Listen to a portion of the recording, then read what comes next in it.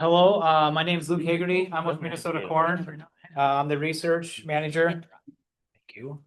And today, we have the farm panel to talk about nitrogen and nitrogen management. So, as we get started, and we got two mics here, so I'm just trying to figure out how to work all this. But I want the panel to kind of introduce themselves, maybe a little bit about your farm, and some of the organizations you serve. So we can start off right here.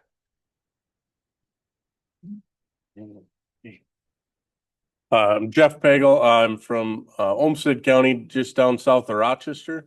I'm a dairy farmer by day and farm with my brother and my parents. We milk about 150 cows, farm about 350 acres of corn, soybeans, alfalfa, and oats. I guess I'm probably here more representing the AFRAC Council.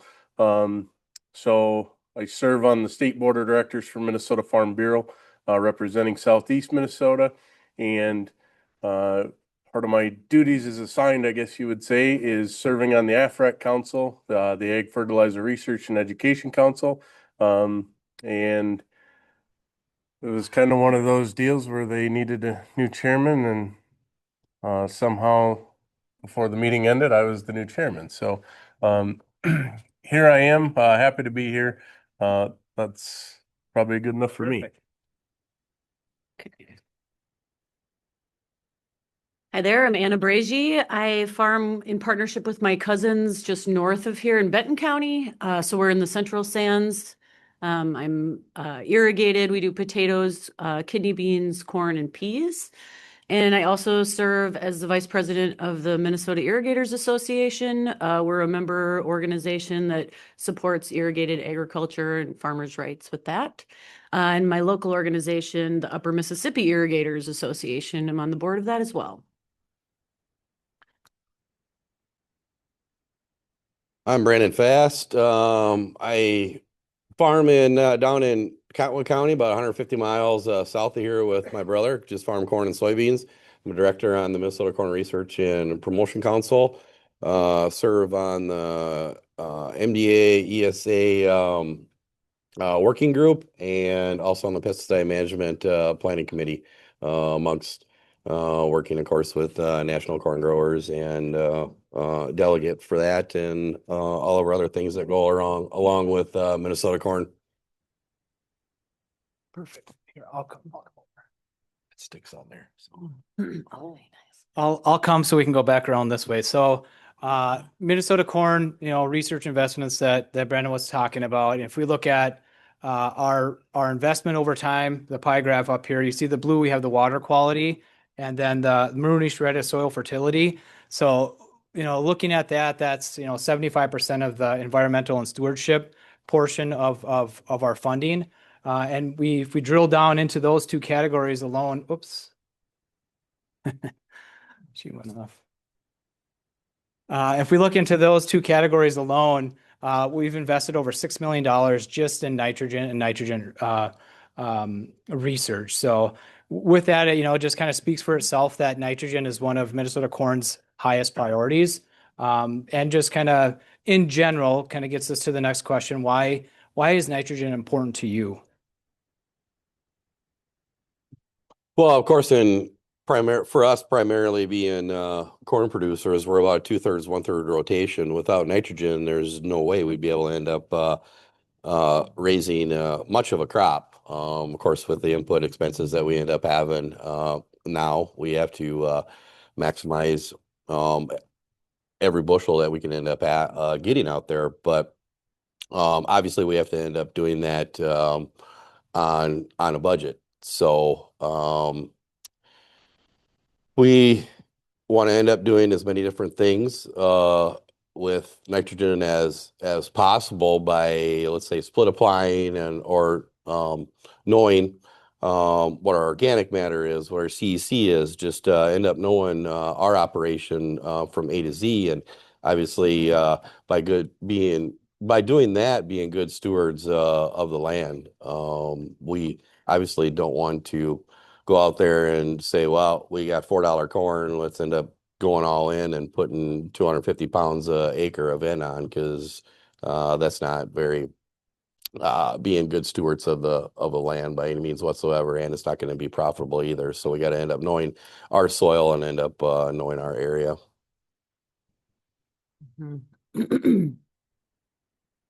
Yeah, I agree with a lot of what he said. I think as irrigators, we're probably doing more split applications, maybe some through the pivot. And so, yeah, we're thinking a lot about nitrogen and how to get the right amount to the crop and not leach any away. Groundwater quantity and quality are big issues in the state right now. There's a lot of talk about that. And I think farmers are already doing all of the things to protect their resources, but continuing to do that as well. Yeah, I'll just echo a little bit off of what these guys said. From being down from southeast Minnesota in the lovely area of the Petition, we've been talking a lot about nitrogen lately, and just making sure that we're aware of what people are doing, and it's the right place at the right time. So yeah, and as a dairy farmer, certainly with manure, that's a whole nother aspect of the nitrogen side of it. So those are all fantastic answers as far as the importance of it. I mean, we talked about stewardship, the cost, and also production. It's just kind of vital in all of those categories. So I think with a lot of the programming earlier today and the rest of today, we're really looking at a lot of the research and programs that are out there. But I think when it comes down to it, it really matters what you're actually doing on your specific farm. So and that goes for everybody in the room. What we learn and what we do, if those are different things, that does have an impact. So with that, if you could kind of walk through, what your nitrogen program looks like, and maybe one thing on what you've learned over the years. I'm pretty young, so I don't have a ton of experience, but we're learning as we go. So on our farm, we are 100% no-till. We have the manure from the livestock, and we've within the last couple 3 years here, we've added the oats into our rotation, and those oats are going for food grade production. So just kind of having to manage all the things, right? It's the rotation, and on all those acres, on every acre we try to put cover crops in with that. So that just adds a whole nother wrinkle to it. And so it's, making sure you have enough nitrogen to not only get your crop through, but then enough to get the cover crop to go. And we like to harvest that cover crop for feed. Some of the cheapest feed we grow, to be honest. And we've figured out how to do it so that we're able to feed that to our milk cows. And, just that home management style, which fields like the manure better. We're figuring out the oat fields actually might like some manure even better. So, just, it's a whole, I mean, we're always learning, always trying to try new things. And see what happens, I guess. Okay, so I'm on irrigated sand, and so we're doing a lot of things, like Jeff said, to manage the nitrogen. And it includes crop rotation. So we have edible beans in with potatoes and corn and peas. And we're working with an agronomist to develop a plan for our sands that with low organic matter. So, how are we carrying nitrogen? I think we're probably testing a little bit more often than farmers on a different type of soil. And then really the timing of the applications. We're really splitting those applications up. Often we're putting them on through the irrigator, trying to be really cognizant of weather. And that's tricky. We're in a kind of a funny weather spot right here where, 5 miles from here, you could have 2 inches of rain, and right here you'd have none. So often we're looking at our farm, through like each field has its own kind of weather situation. So we're watching it really closely, so we can make the best decisions like in the season as possible according to kind of what we plan to do. Well, with us just being corn and soybeans, we don't have the options of course, oats or anything like that. We do, but we just don't end up utilizing it, especially not with livestock. But so we're pretty plain on our nitrogen program. We changed everything around quite a bit. In 1996, I graduated in 96 from high school, and we were all ridge-tail, and Dad says, that's enough, no more cultivating. And we were running 3 cultivators and just didn't have the manpower anymore. And frankly, that was around the time where Roundup Ready beans were coming out. So why cultivate? So we went to a conventional system. Since we were on the ridge-tail the years before, we were side dressing 100% of our end needs with the cultivator in an hydrous form. That year, my dad ended up having a hydrous accident, so we said no more anhydrous, period. So as the conventional system, we said, well, what are we going to do? This is completely different. We maybe not have the amount of organic matter there now that we're going to end up going to more of a disc ripper and not the ridge-till system. So we just kind of said, well, let's do all the urea on up front. So this wasn't working. We were seeing late season plant health wasn't as good as what we had earlier. So we started upping rates of nitrogen. Well, that wasn't the way to go either, because in some of the wet years, especially with our clay loam soils and lack of tile, we were losing too much N. So we started split applying, and now to this day, what we're doing is our total N program, actual N is only 140 pounds. We put 70 pounds on up front with the P and K in the spring with the floater and urea, and we come back and end up side dressing 20 gallons of 32%. We are putting a little bit of starter on in furrow, which I suppose you can count, and obviously you end up having your DAP credits that are there. But as we played around with it in the in-between time from 96 to where we're at right now, we just kept on lowering our rates and got to that point where we just found that sweet spot of the 140 pounds. Works very well for us now. You say, well, throughout the years, of course, your yield goals have gone up and come to fruition. We had several farms last year that were over 280 bushel an acre, saying, how can you end up raising a 280 bushel crop on 140 bushel or 100 pounds actual N, 140 pounds actual N? Well, we have. So to solve some of them answers that we end up having in the back of our minds, we started working with a few people that are really deep into some biologicals.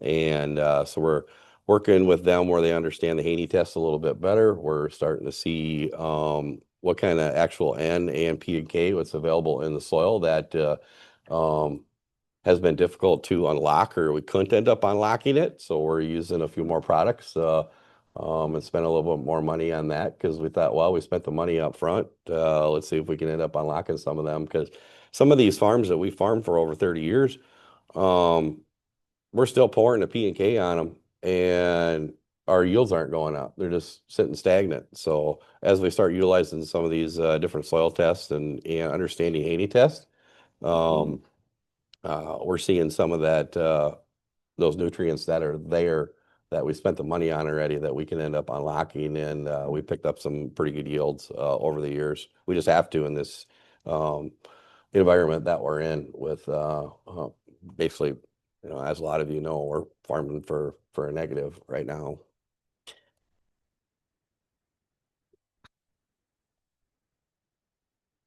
Thanks. Those are all really good answers and a lot of good insight from Brandon. As I guess as I hear you talk about some of the things that you're doing on the farm, one question I wanted to ask was, where do you go to get your information? Minnesota Corn, we sponsor the Nitrogen Smart program. In fact, Brad will think he's on after me next, so you hear a lot about that. And Dan talked about the MRTN this morning. So those are some tools and programs out there, but where do you go to get, the tools to make the decisions on management on your farm?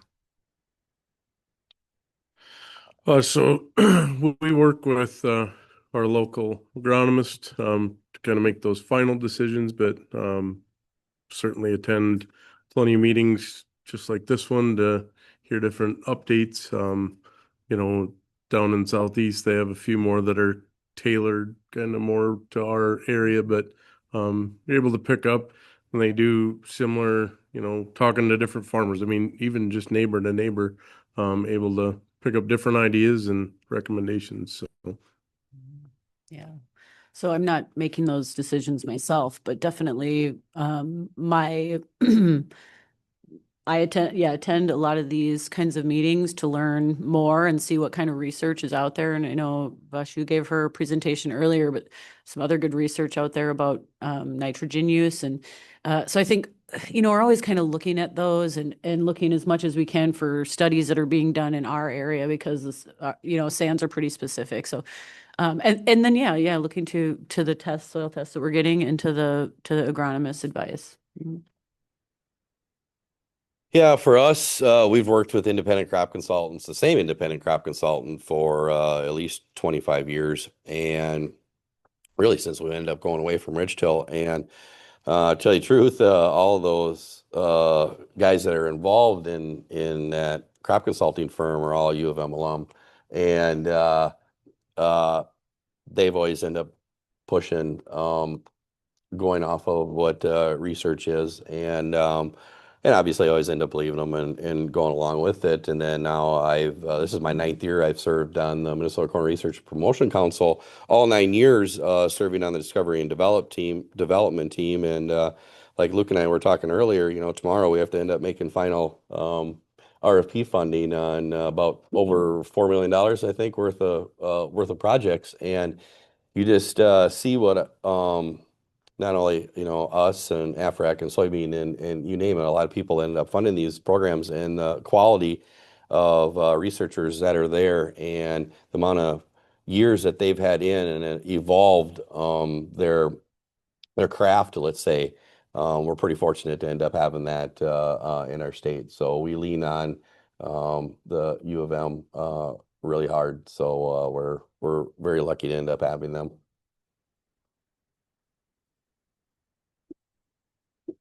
It's fantastic. Well, Brandon, he actually hadn't seen my slides, so he walked into a lot of my slides kind of very, very well. But when we look at, you know, funding projects and you all sit on boards that make a lot of these funding decisions that really shape what nitrogen looks like, for everyone in this room, everyone in agriculture within the state. Um, Brandon just said we got to look at around $4 million worth of projects, and we have around $2 million worth of funding. So there's a lot of decisions that need to be made. The same thing with Afric. So this next question is going to be kind of more toward maybe not the farmer hat, but more of your organizational hats when you start, as leaders in the industry, what are some of the things that you look at for when you go to fund a project? What are the things that really say, yes, we as an industry, we need this? What are those things? So serving on the AFREC Council. So for those that don't know, AFREC is made up of 15 members. It's members from all different commodity organizations: corn, soybean, sugar beets, potato growers, Farm Bureau, Farmers Union. There's a bunch I'm missing. Water quality expert. So I mean, it's a very diverse group from all across the state, and so we all go back to our respective organizations, kind of ask what some of the priorities are, and write our RFP according to that. When we were reauthorized by the legislature here a couple years ago, one of our tasks was to focus more on some water quality and soil health stuff. So certainly when those projects come through, they kind of catch our eye a little bit more and get a little bit more attention. But we put out the RFP, the researchers send it back, give us a quick little presentation on it, just the Cliff Notes version of it, I guess you'd say. And then our AFREC Council, this year, I believe we allocated projects for about 1.3 million. So, it's a lot of dollars, and certainly trying to figure out how to get the most bang for our buck out of those dollars as well. So the Minnesota Irrigators Association does fund some research projects as well, not to the tune of millions of dollars yet. But we're looking for things that are supporting issues that irrigators in our state are having. So we have a couple of examples that I'll just point out. I don't know, maybe you know Dave Vipond up in the northern part of the area. He had an issue with the White Earth tribe. I guess, creating their own DNR and wanting to issue them a water permit. We were tracking a project in the Pineland Sands region. That's a water quality in the Straight River. And then the Little Rock Creek watershed has a project around groundwater, again, with quantity of water. So we tend to look for projects that our membership has something like directly impacting them. So U of M research projects and then some private projects that support that kind of work. Yeah, same here. There's several boxes that we have to check. We want to end up being relative to what's going on right now. We want to end up showing our growers and that paying the check off that we're spending the money wisely, that they can end up utilizing this on their farm at some point. Now, there's some research projects that we've had that go through, like, I don't ever see this, that the grower is going to be able to implement this on the farm. But we end up utilizing time in August, maybe we have a meet and greet with all the U of M researchers, and that's a time for us to have a talk with them, say, hey, we really like 4 things out of your project, but these other things aren't going to work for us. Will you be willing to kind of hone them in? And they're always, very, very responsive and say, yeah, absolutely. But obviously we end up having environmentalist headway that we have to never know when it's going to end up rearing its ugly head. Obviously it does all the time, but we don't know when they're going to go to the next level, let's put it. Obviously Minnesota Corn's involved in a few active lawsuits, and we have to end up having science to end up backing this up. Unfortunately, some of the environmentalists don't want to end up looking at science. They just end up having a pure agenda. But we can end up coming back to them with, let's say, a project of Fabian's. Say, look at the research he's done on nitrogen for the last 20 years.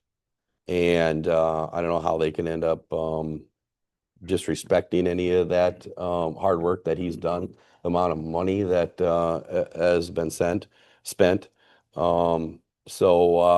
It's, yeah, projects for the here and now and projects for headwinds that we have no idea that are going to end up coming up. So I wish we all had a 3 times bigger pot of money, but of course that just doesn't end up working that way. So we have to all weed through them as grower leaders and end up picking the right projects. And it is very, very difficult because there's a lot of researchers we've worked with for a long, long time, but can't fund them all.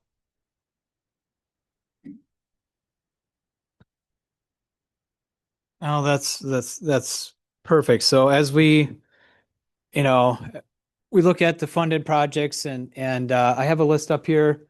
It's a little long. It's not really meant to be read, but what the list is currently funded projects from the Minnesota Corn Research and Promotion Council, specifically on nitrogen. And Brandon and I mentioned that we're looking at funding tomorrow. Well, a lot of these projects are finishing up, so they're concluding. They've done their work and they're on to the next thing. So So with that, we talked about Brandon starting back and graduating in 96 and how things have changed, right? Nitrogen and nitrogen management is always evolving. And as it kind of evolves and our funding sessions come every year and we're kind of changing what that landscape or what that management looks like, what do you see as far as the future of nitrogen management? What does that look like to you? I think kind of touched on it a little bit already, but I think there's a big focus on the water quality aspect of it, just making sure that we're not over applying. And I think there's going to be some soil health stuff that goes along with that, but I think those two parts are going to be huge, and I think even some of the biological stuff, I think that's coming too. Yeah, I think about how we apply nitrogen probably will continue to evolve. So our firm's not quite the right fit for drone application yet, but I see that being a really good fit for certain people and certain growers, and maybe there's some opportunity there to, split your applications again if you're not an irrigator, but you can't drive in your field. So I think that new technology that's coming out in agriculture, it's growing really fast. I think that's probably where we're going to see the most advances. Yeah, absolutely. As we learn more on how much nitrogen the plant needs, I mean, hybrids are obviously changing as the years go on.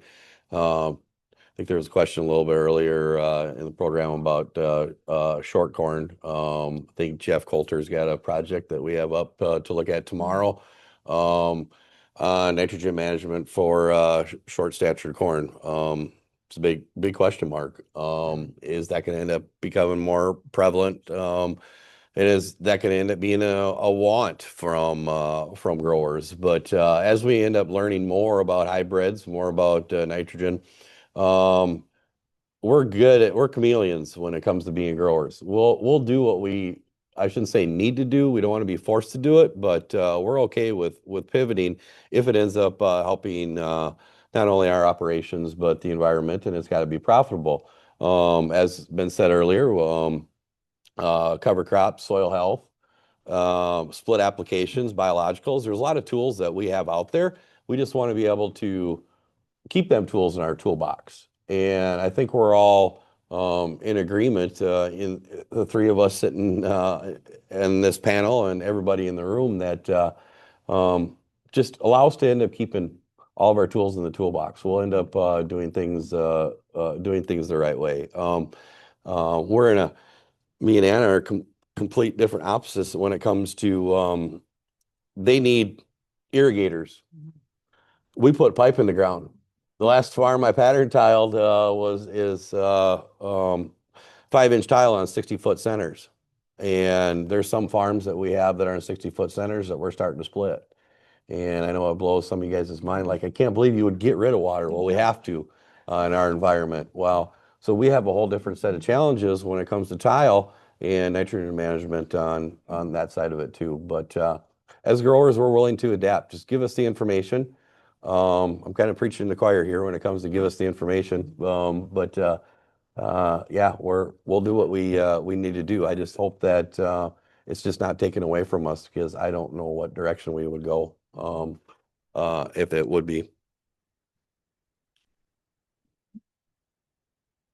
All right, so we're changing gears a little bit here. And again, I think everything's kind of, as this conversation's going, we're kind of walking into, things that we've started to talk a little bit about in the earlier part of the conversation. But, nitrogen and public perception, it's a big deal. I mean, right now, I'm saying nitrogen a lot, but what we're also, water quality, water drainage, all those types of things, they're all part of this, right?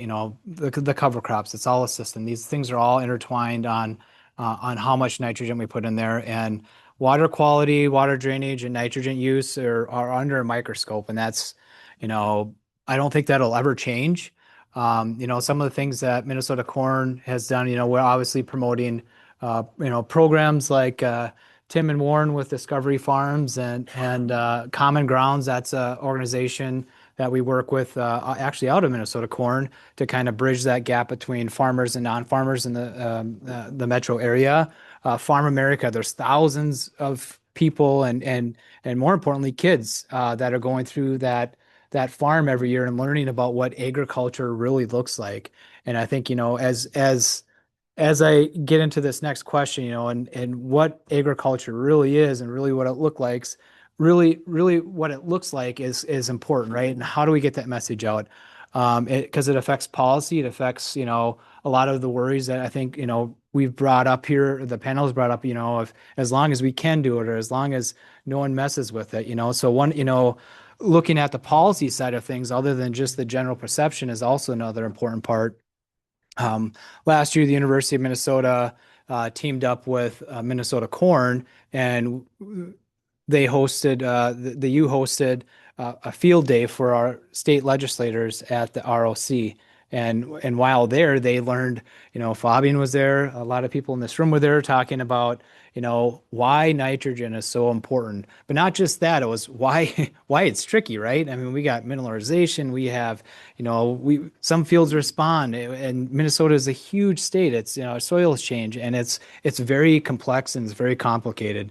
And the same thing with drainage. But I think having that day, to work with some of the state legislators to kind of show them, how and why, it was really important. Although we can't host a field day for the entire state, what are some of the things that we can include Minnesota Corn. I mean, I think this is an effort that we all have to look at as far as agriculture within the state. But I really want to hear, what are some of the things that are working when it comes to that perspective, whether it be, a Minnesota farmer or nitrogen use. But more importantly, where are some of the gaps? Where does the industry need to kind of go to kind of bridge this gap of, information of what is happening and what needs to happen versus what people think is happening?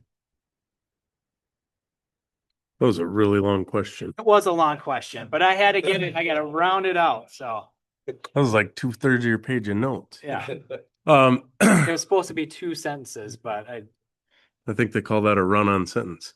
I think a couple things that I'm going to pull out of your question. I think one of the things you alluded to is the different farm organizations, whether it's Minnesota Corn, Minnesota Yep. Farm Bureau, Minnesota Soybean, a lot of the irrigators, a lot of these are membership organizations. And it's not necessarily that they need you to go do all the work, but it's just being a part of that organization to pay your membership to, so that they can use those dollars to help advocate and tell your story on your behalf, so that you can stay home and sit in the tractor or milk the cows or whatever you need to do. So I think the long and the short of that is no matter which commodity group or organization you want to be a part of, just be a part of something, because that's going to have much more of an impact than any one individual's voice.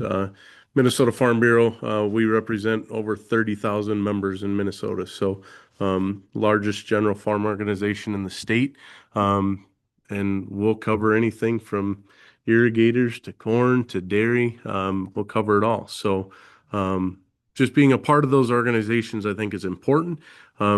If you ever have the opportunity you talked about the elected officials, if you ever have the opportunity, whether it's through one of these organizations or you have a relationship with even a local county elected official, if you can get them out on your farm so they can see what you do on a day-to-day basis, it's so important. Some of them haven't been to a farm, and just getting them out there to show them what you do. A lot of them leave in awe, and it's not going to be the last time you talk to them, because they want to know more. They want to know how things are going. So just work on continuing to build those relationships. A lot of these organizations will interact with the general public, with consumers, and help tell that story that way as well. So we're getting the warning, so I'll pass the mic, I guess. Yeah, I mean, absolutely stay involved in those local organizations. If you're a farmer in the room, tell your story as much as you can. But for those of you who are just working in agriculture, working connected to agriculture, adjacent to agriculture, farmers need advocates. There's not as many farmers in the state as there once were. There's always going to be the need for food. We need to support agriculture in our state. It's a huge economic part of our state. We are good stewards of the environment, and there's less and less people who know about agriculture. So I'll plug, I have kids who are in the education system. They go to a city school here in St. Cloud. They do not know, they don't know a single kid who lives on a farm. So there's a lot of education that needs to be done. So I'll shout out to the Ag in the Classroom groups. I think they need support. I think they need volunteers and people to go into schools and talk to kids about maybe getting involved in farming, even if they weren't on a farm growing up. That's crazy. Yeah, I guess Luke touched on what we end up doing from a corn grower's standpoint up there, but just all of us end up being advocates for ourselves, no matter if you're an actual farmer or if you're not. Um, it's some staggering statistics that are out there that we've gotten with Minnesota corn. It's like 70% of the people have never met a farmer, I'm talking Minnesota wise, have never met a farmer. It's in the 90 some odd percentile, people have never been on a farm before. So can you imagine what kind of perception is and fingers that are pointed at us about what corporate farming is doing, what nitrogen, what these corporate farmers are doing to pollute our water because they just don't care because they're corporate farmers.